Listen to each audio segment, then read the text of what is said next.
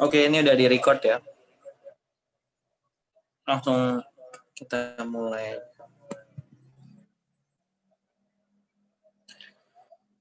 Bismillahirrahmanirrahim. Assalamualaikum warahmatullahi wabarakatuh. Alhamdulillahirabbil alamin. Wa bihi nasta'in wa ala umuri dunya waddin. Wassalatu wassalamu ala asyrafil anbiya'i wal mursalin wa ala alihi wa ashabihi ajmain. Amma ba'du. Baiklah kawan-kawan sekalian, pada pertemuan kali ini kami dari kelompok 9, yaitu ada saya sendiri Salman Al-Farisi bersama dengan Melinia Fitri akan mempresentasikan mata kuliah Akidah Akhlak di madrasah, yaitu materinya aliran-aliran ilmu kalam, aliran-aliran di dalam ilmu kalam. Nah, yang pertama ada pendahuluan. Munculnya beberapa golongan dan aliran dalam Islam pada dasarnya berawal dari menyikapi permasalahan politik yang terjadi di antara umat Islam, yang akhirnya merebak pada persoalan teologi dalam Islam. Ego kesukuan dan kelompok yang sering mementingkan kelompok masing-masing memuncak pada masa kekhalifahan Utsman bin Affan, yaitu pada tahun ke-7 kekhalifahan, mulai dari Utsman sampai pada masa Ali bin Abi Thalib, yang mereka anggap sudah menyeleweng dari ajaran Islam, sehingga terjadilah saling bermusuhan, bahkan pembunuhan sesama umat Islam. Langsung masuk yaitu ke aliran yang pertama, ada aliran Khawarij. Aliran Khawarij itu apa? Aliran Khawarij itu adalah suatu sekte, kelompok atau aliran pengikut Ali bin Abi Thalib yang keluar meninggalkan barisan karena tidak sepakat terhadap Ali yang menerima arbitrase atau tahkim dalam peperangan Siffin pada tahun 37 Hijriah atau 648 Masehi dengan kelompok Bughat atau pemberontakan yang dikepalai oleh Muawiyah bin Abi Sufyan, yaitu perihal persengketaan khilafah. Sebab-sebab kemunculan Khawarij. Yang pertama ada fanatisme kesukuan. Persaingan dalam memperebutkan jabatan-jabatan penting dalam kekhilafahan, sehingga Utsman dituduh mengadakan gerakan nepotisme dengan mengangkat banyak dari keluarganya untuk menjabat jabatan-jabatan strategis di pemerintahan. Maksudnya di sini jadi ketika masa Utsman, di situ sudah mulai ada gerakan nepotisme. Nah, apa itu gerakan nepotisme? Nepotisme adalah gerakan di mana jabatan-jabatan penting dalam kekhilafahan ini diisi oleh keluarga dekat. Keluarga ya dimulainya dari khilafah Utsman ini. Nah, ketika pada masa Ali juga sama menggunakan gerakan nepotisme, sehingga kelompok yang tidak menyukai Ali ini muncul sebagai Khawarij yang tidak menyetujui adanya gerakan nepotisme. Lalu selanjutnya ada faktor ekonomi. Faktor ekonomi ini, awal yang membuat kami dendam padamu adalah ketika kami berperang bersamamu di hari peperangan Jamal, dan pasukan Jamal kalah. Engkau membolehkan kami mengambil apa yang kami temukan dari harta benda, dan engkau mencegah kami dari mengambil wanita-wanita mereka dan anak-anak mereka. Jadi ketika itu ada peperangan Jamal, kelompok Islam menang, mengalahkan kelompok Jamal. Akan tetapi ketika itu Ali melarang untuk mengambil wanita-wanita mereka dan anak-anak mereka yang bertujuan dijadikan budak. Sedangkan sebelumnya, sebelum Ali menjabat, setiap peperangan apapun boleh diambil, mulai dari harta sampai ke wanita-wanita dan anak-anak mereka untuk dijadikan budak. Lalu yang ketiga ada semangat keagamaan. Ketika Muawiyah dinobatkan menjadi khilafah oleh delegasinya pula ya sebagai pengganti Ali, akhirnya mengecewakan orang-orang Khawarij.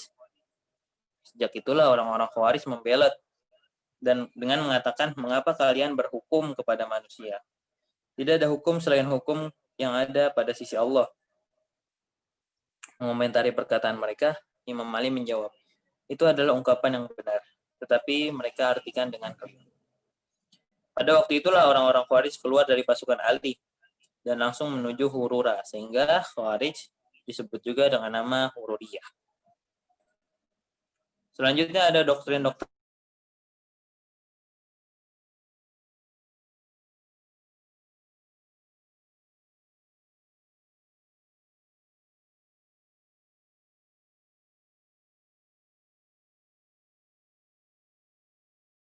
dari keturunan Arab. Yang ketiga ada setiap orang muslim berhak menjadi khilafah asal sudah memenuhi syarat. Terus yang keempat ada khalifah dipilih secara permanen selama yang bersangkutan bersikap adil dan menjalankan syariat Islam. Ia harus dijatuhkan hukuman, bahkan dibunuh jika melakukan kezaliman. Lalu selanjutnya ada khalifah sebelum Ali, yaitu Abu Bakar, Umar, dan Utsman adalah sah. Tetapi setelah tahun ke-7 dari masa kekhalifahannya, Utsman radhiyallahu anhu dianggap telah menyeleweng. Selanjutnya Khalifah Ali juga sah, tetapi setelah terjadi arbitrase, ia dianggap menyeleweng. Muawiyah bin Amr bin Al-As serta Abu Musa Al-Asy'ari juga dianggap menyeleweng dan telah menjadi kafir. Pasukan perang Jamal yang melawan Ali juga kafir.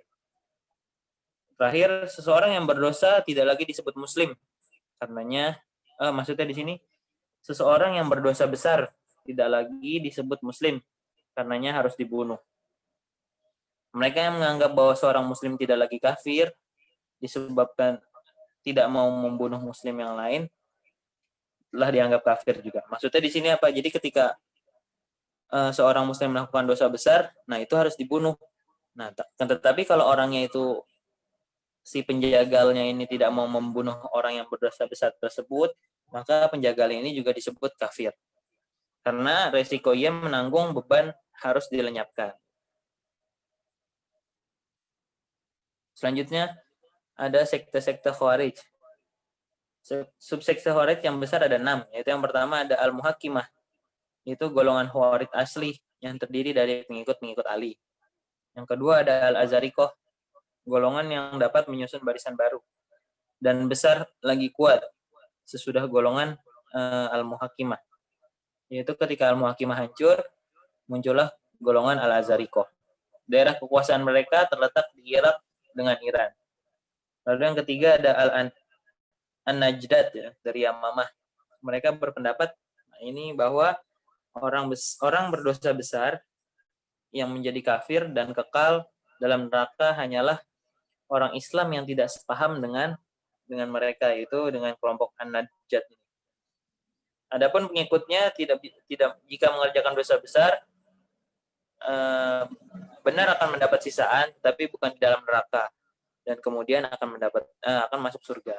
Jadi hanya pengikut mereka lah yang boleh, ibaratnya boleh mengerjakan dosa besar, tapi siksaannya bukan di neraka, akan tetapi bisa masuk surga. Lalu selanjutnya ada Al-Ajaridah. Menurut paham mereka, berhijrah bukanlah merupakan kewajiban, tapi hanya merupakan kebajikan. Harta boleh dijadikan rampasan hanyalah harta orang yang telah mati. Jadi di sini harta yang boleh dijadikan rampasan ketika perang itu adalah harta-harta orang yang telah mati. Sedangkan yang masih hidup itu bukan hak mereka. Lalu ada As-Sufriyah. Dalam paham mereka dekat dengan golongan Al-Azarikoh, masih sama dengan Al-Azarikoh. Lalu selanjutnya ada Al-Ibadiyah. Golongan ini merupakan golongan yang paling beda dari seluruh golongan Khawarij, karena mereka masih berpendapat mengenai tauhid, sifat-sifat Allah, dan perbuatan Allah. Mereka juga tidak memusuhi kaum muslimin yang tidak sejalan dengan mereka. Di antara sekte Khawarij ini, cuma Al-Ibadiyah yang bisa dibilang tidak terlalu ekstrim. Nah, tokoh-tokoh utama Khawarij antara lain yang pertama ada Urwah bin Hudair, ada Mustarid bin Sa'ad, ada Hausarah al-Asadi, ada Quraib bin Maru'ah, ada Nafi bin al-Azraq, dan terakhir ada Abdullah bin Bashir. Selanjutnya ada aliran Murji'ah. Murji'ah ini diambil dari kata irja atau arja'a yang bermakna penundaan, penangguhan, dan pengharapan. Yang artinya mereka memberi harapan kepada pelaku dosa besar untuk memperoleh pengampunan dan rahmat dari Allah. Oleh karena itu, Murji'ah artinya orang yang menunda penjelasan kedudukan seseorang yang bersengketa, yakni Ali dan Muawiyah serta pengikutnya di hari kiamat kelak. Jadi di sini Murji'ah ini berbeda dengan kelompok Khawarij yang tadi, yang apabila melakukan dosa besar maka dia telah kafir. Nah, tetapi Murji'ah kebalikannya, yaitu apabila ada seorang melakukan dosa besar maka mereka masih dapat pengampunan dan rahmat dari Allah. Selanjutnya ada doktrin-doktrin Murji'ah. Yang pertama ada menunda hukuman atas Ali, Muawiyah, Amr bin As, dan Abu Musa al-Asy'ari yang terlibat tahkim dan menyerahkannya kepada Allah di hari kiamat kelak. Lalu menyerahkan keputusan kepada Allah atas muslim yang berdosa besar. Ada yang ketiga, meletakkan pentingnya iman daripada amal. Lalu D, memberikan nasihat kepada muslim yang berdosa untuk memperoleh ampunan dan rahmat dari Allah. Sementara itu, Abu A'la Al-Mandudi menyebutkan dua doktrin Murji'ah. Yang pertama itu ada iman adalah percaya kepada Allah dan Rasul-Nya saja. Amal atau perbuatan merupakan suatu keharusan bagi adanya iman. Seseorang dianggap mukmin walau meninggalkan perbuatan dosa besar. Lalu selanjutnya ada B, dasar keselamatan adalah iman semata. Selama masih ada iman di hati, maksiat tidak akan mendatangkan mudarat. Atau seseorang untuk mendatangkan ampunan, maka cukuplah menjauhkan diri dari syirik dan akan mati dalam keadaan tauhid. Jadi di sini intinya selagi masih ada iman di hati, maksiat apapun tidak akan mendatangkan mudarat kepada seseorang. Nah, adapun kelompok Murji'ah yang ekstrim ini ada 4. Yang pertama ada Jahmiyah, berpandangan orang yang percaya Tuhan dan mengatakan kekufurannya secara lisan, maka tidak kafir, karena iman dan kufur berada dalam hati. Jadi pandangan mereka ini, kalau ada orang yang percaya Tuhan, tapi dia mengatakan kekufurannya secara lisan, itu tidak kafir, kecuali kalau dia mengatakan kekufurannya dalam hati, maka dia disebut kafir. Selanjutnya B, Solihiyah berpendapat bahwa iman adalah mengetahui Allah, kufur adalah tidak tahu Allah atau tidak tahu Tuhan. Ibadah adalah iman kepada Allah, bukan sholat. Begitu pula zakat, puasa, haji, itu hanyalah sekedar kepatuhan. Jadi maksudnya di sini iman itu hanya mengingat Allah. Maksudnya ibadah ini hanyalah beriman kepada Allah, yaitu cukup mengingat Allah itu sudah termasuk ibadah. Jadi sholat, zakat, puasa, haji, dan lain-lain itu hanyalah sekedar kepatuhan. Lalu yang selanjutnya ada Yunusiyah dan Ubaidiyah. Melontarkan pernyataan bahwa maksudnya ini maksiat ya. Maksiat ataupun perbuatan jahat tidaklah merusak iman seseorang sebagai musyrik ya. Jadi tidaklah merusak iman seseorang sebagai musyrik apabila melakukan perbuatan jahat, walaupun ia sudah mati. Jadi mereka bebas melakukan kejahatan sampai mereka lelah, tidak akan dianggap sebagai musyrik. Selanjutnya ada Hasaniyah, menyebutkan bahwa jika seseorang mengatakan, saya tahu Tuhan melarang saya memakan babi, tetapi saya tidak tahu babi yang diharamkan itu babi yang ini atau babi yang lain. Ataupun berkata, saya tahu Tuhan mewajibkan saya untuk naik haji ke Ka'bah, tapi saya tidak tahu apakah Ka'bah itu di India atau di tempat lain. Nah, maka orang-orang yang berkata seperti itu tetaplah disebut mukmin. Ini adalah kelompok-kelompok Murji'ah yang sangat ekstrim.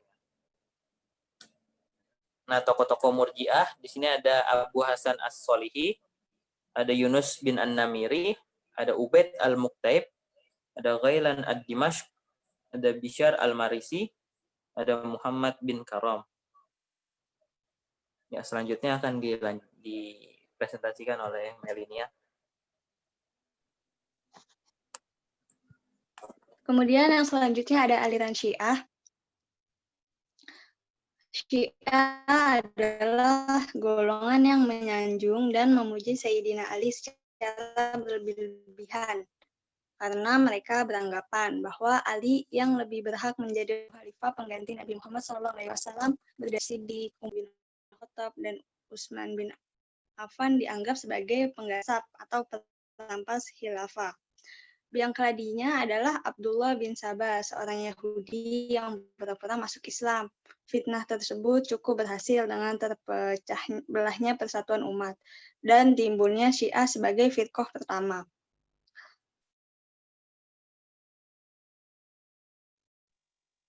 di sini ada pokok-pokok ajaran Syiah secara umum, yaitu ada pada rukun iman.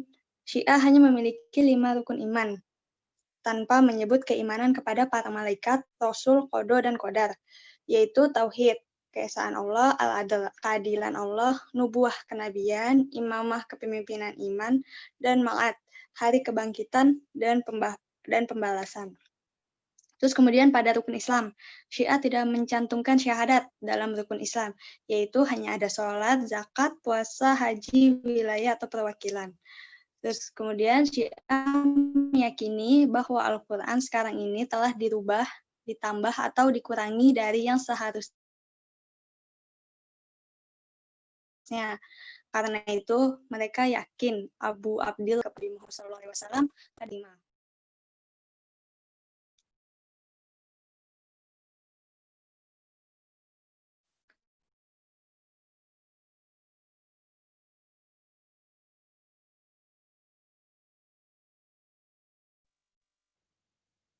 Terus selanjutnya ada sekte dalam Syiah. Yang pertama ada Al-Kaisaniyah, mengkafirkan khalifah yang mendahului Imam Ali radhiyallahu anhu dan mengkafirkan mereka yang terlibat perang Siffin dan perang Jamal. Dan Kaisan mengira bahwa Jibril alaihissalam mendatangi Al-Mukhtar dan mengabarkan kepadanya bahwa Allah Subhanahu wa taala menyembunyikan Muhammad bin Hanafiyah, absahan khalifah atau imamah Abu Bakar As-Siddiq dan Umar bin Khattab. Dalam hal ini, Ali bin Abi Thalib dinilai lebih tinggi daripada Abu Bakar dan dianggap sekte Syiah yang paling dekat dengan sunnah. Terus kemudian ada Al-Imamiyah, adalah golongan yang meyakini bahwa Nabi Muhammad SAW telah menunjuk Ali bin Abi Thalib sebagai imam pengganti dengan penunjukan yang jelas dan tegas. Nah, oleh karena itu, mereka tidak mengakui keabsahan kepemimpinan Abu Bakar, Umar, maupun Utsman.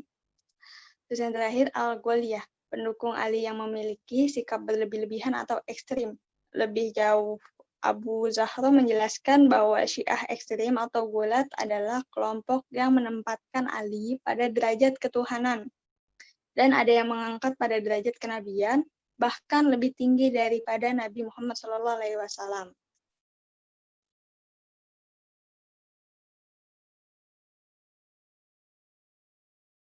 Terus ini adalah tokoh-tokoh dari Syiah.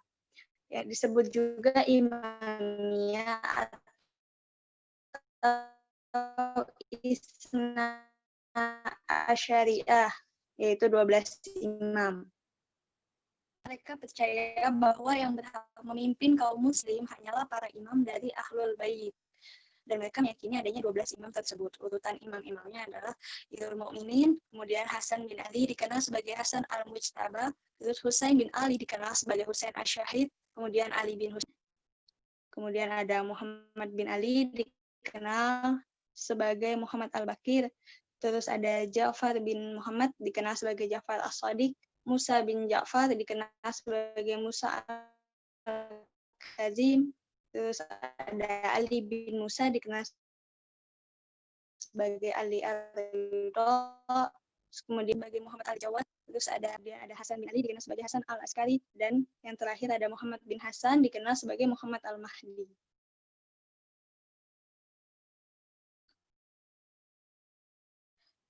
Nah, kesimpulan dari aliran-aliran tersebut yaitu berdasarkan uraian yang kami sajikan, maka kesimpulannya adalah Khawarij pada mulanya yaitu pada akhirnya keluar dari barisan Ali karena ketidakpuasan mereka terhadap Ali yang menerima tahkim dari Muawiyah, sehingga Khawarij memberikan perlawanan dan menyatakan perang terhadap Ali dan Muawiyah. Sehingga dengan keluarnya mereka dari golongan ini, maka mereka dijuluki sebagai Khawarij, yaitu orang-orang yang keluar. Terus kemudian ada Murji'ah. Murji'ah yaitu cenderung menangguhkan keputusan akan hukuman atas dosa-dosa besar di masa yang akan datang dan cenderung menyerahkan kepada Allah apakah dosa tersebut akan diampuni atau tidak.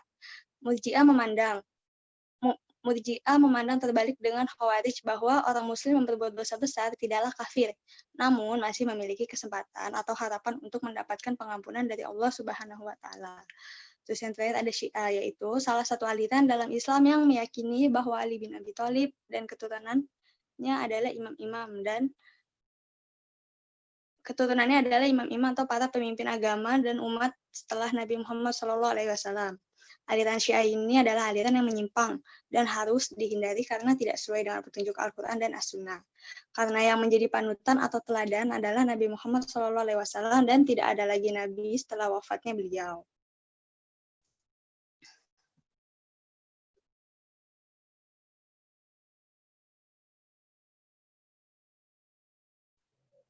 Baiklah, mungkin hanya ini yang dapat kami sampaikan. Kurang lebihnya kami mohon maaf. Dan apabila ada pertanyaan, bisa untuk ditanyakan lewat grup ya, via grup. Syukran, wabillahi taufiq wal hidayah, waridho wal inayah. Assalamualaikum warahmatullahi wabarakatuh.